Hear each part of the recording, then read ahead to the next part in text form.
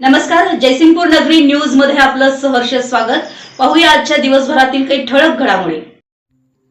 रयत शिक्षण संस्थेच्या रमजान शेठ बांधार विद्यालय शिरढोणची यशस्वी निकालाची परंपरा कायम। गुरुकुलचा निकाल 100% तर एकंदरीत निकाल 98.80%। रयत शिक्षण संस्थेच्या रमजान शेठ बांधार विद्यालय शिरढोणनं SSC परीक्षा मार्च 2026 मध्ये यशाची गुणवत्तेची परंपरा कायम ठेवली आहे। यामध्ये गुरुकुलचा निकाल 100% लागलाय तर विद्यालयाचा एकूण निकाल 98.80% लागलाय। विद्यालयातील सृष्टी सुनील गुरव या विद्यार्थिनीनं 98% गुण मिळवत विद्यालयामध्ये प्रथम क्रमांक मिळवला, तर कुमारी रक्षिता अलगोंडा पाटील हिनं 95.80% गुण मिळवत द्वितीय क्रमांक मिळवला। तमसीन अशफाक मुजावर हिनं 91.80% गुण मिळवत तृतीय क्रमांक मिळवला। मंथन बाबासू सोडगे 91.20% चतुर्थ क्रमांक, तर श्रेया सागर जाधव हिला 90.80%, श्रीवर्धन रणजित मगदूम याला 90.60% हे गुणवंत विद्यार्थी।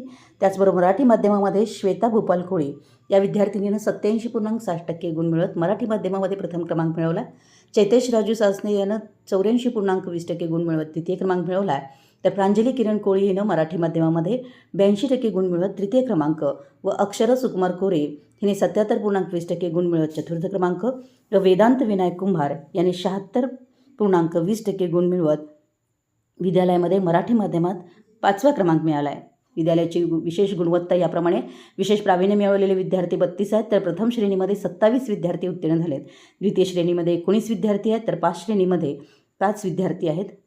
विद्यालयाची 10वीच्या निकालाची ही परंपरा कायम राखण्यामध्ये विद्यालयाचे मुख्याध्यापक, पर्यवेक्षक, विद्यालयातील सर्व विद्यार्थी, इयत्ता 10वीचे वर्ग शिक्षक, सर्व विषय शिक्षक, शिक्षकेतर कर्मचारी, रमजान शेठ बांधार विद्यालय शिरढोणची स्कूल कमिटी, शाळा व्यवस्थापन समिती, शाळा व्यवस्थापन व विकास समिती, सल्लागार समिती, माजी विद्यार्थी संघ, शिक्षक पालक संघ, ग्रामपंचायत शिरढोण, त्याचबरोबर शिरढोणमधील सर्व ग्रामस्थ यांचं सहकार्य व प्रोत्साहन अत्यंत मोलाचं ठरलं।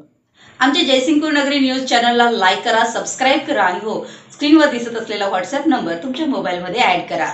पाहत रहा जयसिंगपूर नगरी न्यूज चॅनल।